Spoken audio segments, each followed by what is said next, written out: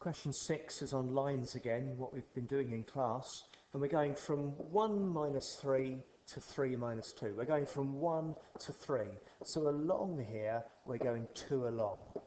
And we're going from minus 3 up to minus 2. That is only 1 up. I had some people thinking it was 5, but it's just 1 up. So we're going 2 along and 1 up. So the distance there is 2 squared add 1 squared, square rooted, or just the square root of 5. And for part B, I need to keep going with that. I need to find the gradient. The gradient is how far up divided by how far along. 1 divided by 2. And it then says find the equation of the line. So we're going to use our formula. Y, take away this y number. So taking away minus a 3 is adding a 3, equals gradient x, take away the x number.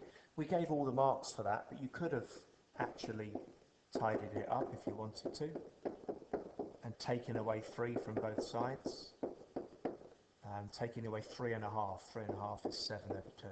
So any format of the answer was fine.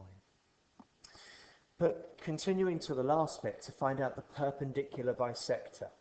And a lot of people knew how to begin this. That if this gradient here was a half, then our new gradient is going to be minus this upside down, so minus 2. But if it's going to be a perpendicular bisector, it needs to go through the midpoint as well. And so the next mark was for the midpoint, halfway between 1 and 3. Seriously, halfway between 1 and 3 is 2. And halfway between minus 2 and minus 3 is minus 2.5, or minus 5 over 2. And now we can use our formula. Y, take away this y number. Well, minus minus is plus. Equals gradient x, take away this x number. Not the other x numbers, it had to go through the midpoint. And now we need to manipulate this because we've been told what the answer is. We need to show that we can get there. To show that we can get there, maybe times everything out by 2 here, first of all.